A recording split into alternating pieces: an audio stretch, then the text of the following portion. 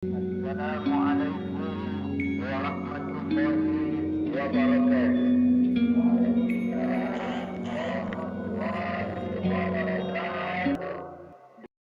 Saudara-saudara kaum muslimin rahimakumullah. Tata cara di dalam kita bermohon kepada Allah Subhanahu wa taala dibicarakan secara khusus oleh Al-Imamul Ghazali dalam kitab Ihya beliau yang disebut adabud doa. Adab di dalam kita melaksanakan doa kepada Allah Subhanahu wa taala. Setelah batin ini bersih dari penyakit-penyakit hati yang bisa menyebabkan hati jadi mati, berdoalah kita kepada Allah. Bagaimana adabnya? Kata Imamul Ghazali rahimahullah, yang pertama hendaklah ia di dalam berdoa itu memilih waktu yang mulia. Minal awqatis syarifah, kata beliau. Memilih waktu-waktu yang punya nilai mulia. Ramadan dalam 1 tahun, Jumat dalam tiap minggu, sepertiga malam yang akhir pada setiap hari. Waktu-waktu yang punya nilai mulia. Walaupun misalnya saudara berdoa pada hari Kamis, tidak ada halangannya Allah mau kabulkan. Ini tidak berarti bahwa kalau sudah berdoa hari Jumat lalu hari Kamis tidak mau berdoa, tidak. Lebih memilih mengintai waktu-waktu yang punya nilai mulia. Lailatul Qadar sekali dalam setahun, waktu-waktu yang punya nilai mulia. Logikanya begini, saudara-saudara. Kalau kita datang ke rumah seseorang, tujuan utama kita minjem duit, yang paling pertama kita perhitungkan tanggal berapa nih? Kan itu toh, tanggal berapa? Kalau tanggal 20 atuh minjem duit, orang lagi ngap-ngapan, boro-boro dia bisa minjemin, dia sendiri mungkin lagi pusing. Kita lebih dulu kita amatin tanggal berapa nih? Yang enak sore apa siang? Jam 2. Jam 2 dia baru pulang dari kantor, tapi giliran tidur. Kalau dia tidur dibangunin datang mau minjem duit, kagak dimaki-maki sudah kebagusan deh. Kan kita lihat waktunya, timingnya kata orang sekarang. Tanggal berapa, sore apa malam, apalagi gulam apa terang bulan. Itu semua sudah kita atur sedemikian rupa, memilih waktu. Yang kedua kata Imamul Ghazali,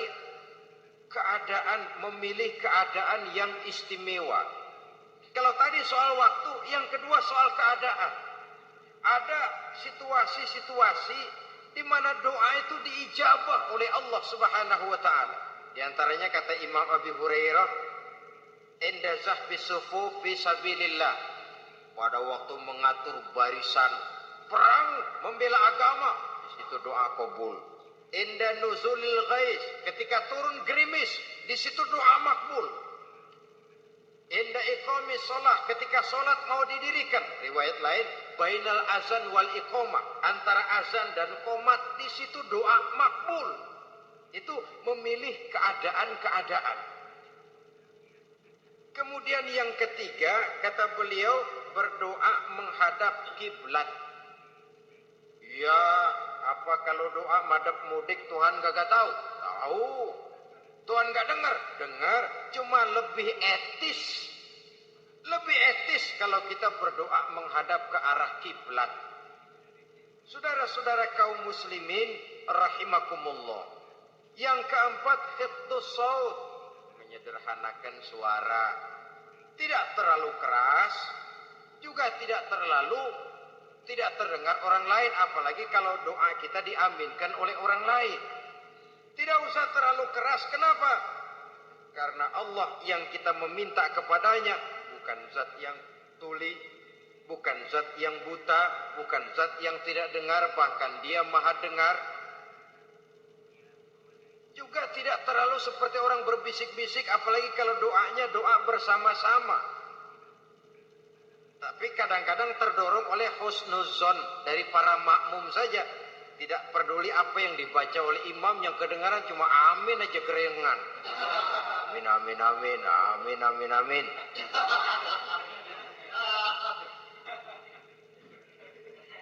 Juga tidak terlalu keras seperti orang berdoa, seperti orang pidato. Saudara-saudara kaum muslimin rahimakumullah.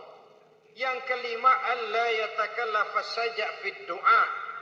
Dalam berdoa, kalau istilah kita, jangan nyelongcong. Saja' suja' ini menunjukkan sikap berani kepada Allah. Misalnya ada orang berdoa, ya Allah ampunilah saya kalau engkau mau. Kalau Allah mau. Kasihanilah saya ya Allah kalau engkau mau. Itu doa orang songong. Atau sama saja, ya Allah berilah saya rezeki dikit aja. Emang kenapa pakai begitu? Allah yatakallafa saja' fid du'a.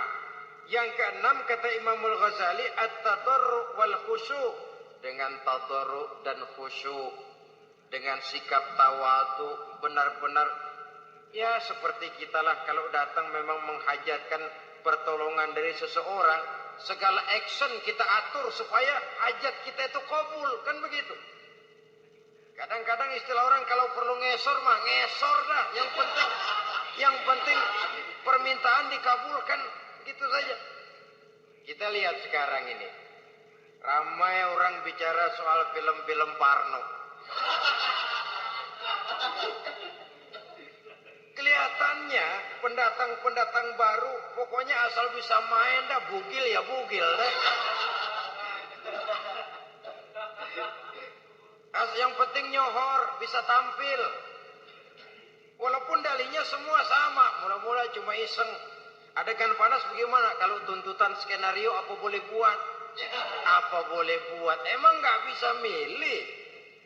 Setelah film beredar baru saya juga jijik ngelihat, ya tadi kemana waktu bikin? Udah jadi baru jijik, bikinnya merem memang itu.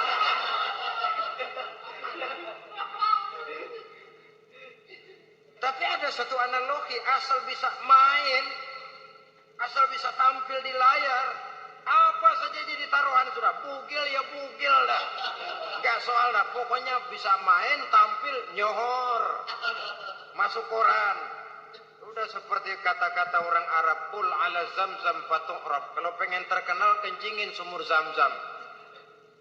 Artinya apa? Bikin yang aneh-aneh, yang orang gak kerjain, ntar ngetop. Yang ngetop lempengan jeleknya. Sumur Zamzam dikencingin, kan nyohor itu. Sedunia orang kenal. Kenapa? Gila. Saudara-saudara kaum muslimin rahimakumullah, sangat kita sayangkan kalau lalu orang berlomba-lomba dengan cuma modal paha mulus, wajah cantik, dimauin apa saja mau lalu bisa tampil. Akibatnya yang jadi korban adalah anak-anak kita. Disuguhi tontonan-tontonan yang meracuni jiwa mereka. Walaupun akibatnya barangkali ya lain seperti band orkes dengan film, memang akibatnya tidak langsung ya. Kalau band orkes akibatnya langsung, dia bisa berantem di tempat lokasi. Film orang nonton tahu dia di tempat itu, bukan di tempat itu dia praktek, pulang jadi pikiran dia. Tadi serem ya, ntar kalau ada kesempatan kita praktek. Nah, kita ngancemnya itu yang gak enak. Tapi yang saya analogkan dengan persoalan kita, tingkah pola artis apapun dilakukan asal bisa main. Nah itu tuh, asal dapat kesempatan acting. Dalihnya ya tuntutan skenario lah, iseng lah, macem-macem lah. Tapi yang jelas satu target, saya harus dapat kesempatan main. Untuk sampai ke situ, cara apa saja harus saya tempuh. Tidak peduli harus menginjak-injak norma dan budaya bangsa yang luhur. Tidak peduli harus bertentangan dengan kaidah agama. Tidak peduli hasilnya meracuni umat masyarakat, terutama generasi muda. Yang penting kan ngetop. Saudara-saudara, baiklah ya, itu soal lain. Tapi soal kita ialah at-tadarru wal khusyu'. Bermohon kepada Allah dengan tadarruk, khusyuk dan tawadu. Seperti kalau kita mau bermohon kepada seseorang, kita merendahkan diri. Pak, saya memang orang gak mampu, Pak. Utang saya udah selebar kampung, Pak. Anak udah 16 seperempat. Apa saja kita meratap, menghibah, mengeluh, merintih, ujungnya kan yang penting gue punya duit dapat dah. Apa kayak diomongin, pokoknya pulang bawa duit, itu saja. Itu strategi manusiawi. Kalau ini kita adakan konteks, oh iya, kepada Allah lebih lagi kita tadarruk, khusyuk, tawadu. Doa dengan tawadu, sebab kita akan bermohon kepada yang serba maha. Menghadap ke arah kiblat, duduk bertafakur dengan khusyuk, tawadu. Jangan doa sembari tolak pinggang.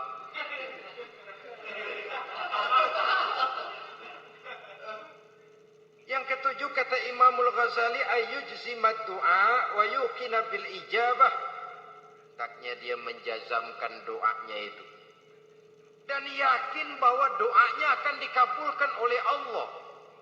Sebab kata Nabi, innallaha la yaqbalu du'aan min qalbin ghafilin lahin. Allah Subhanahu wa taala tidak akan menerima doa dari hati yang lalai dan main-main. Doa ke orang ugah-ugahan.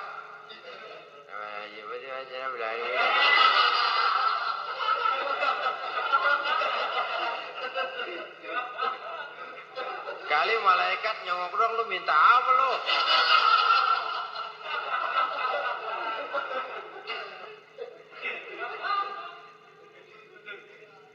Seperti tadi itu, kita datang mau minjem duit sama orang, ngomongnya ogah-ogahan.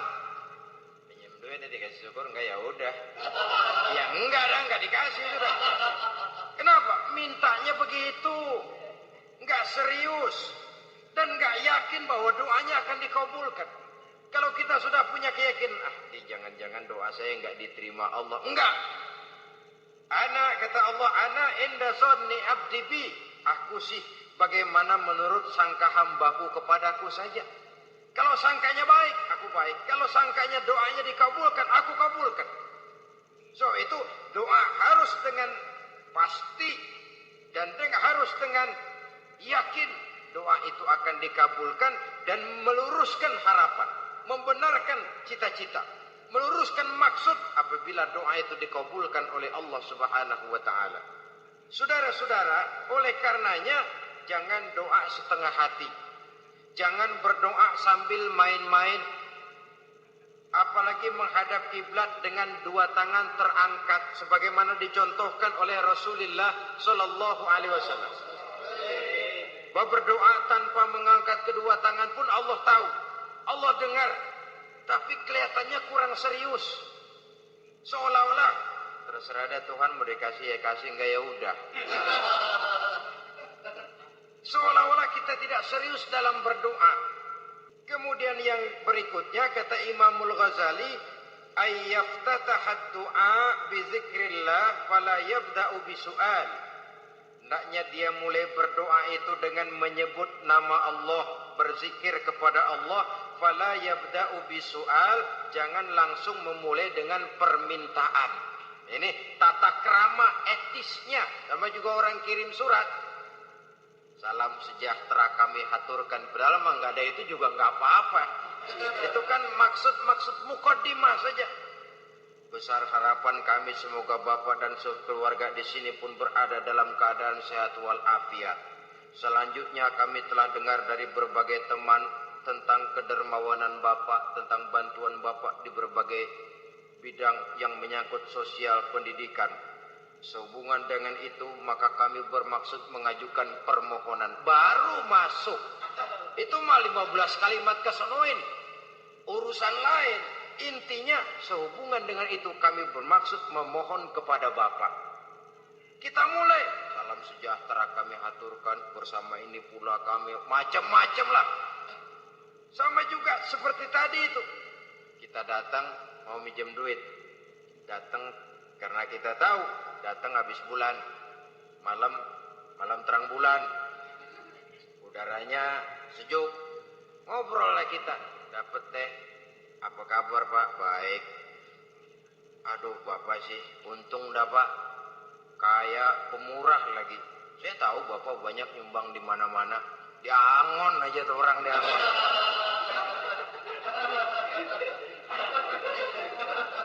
Kira-kira udah mau telap aja baru dikedat.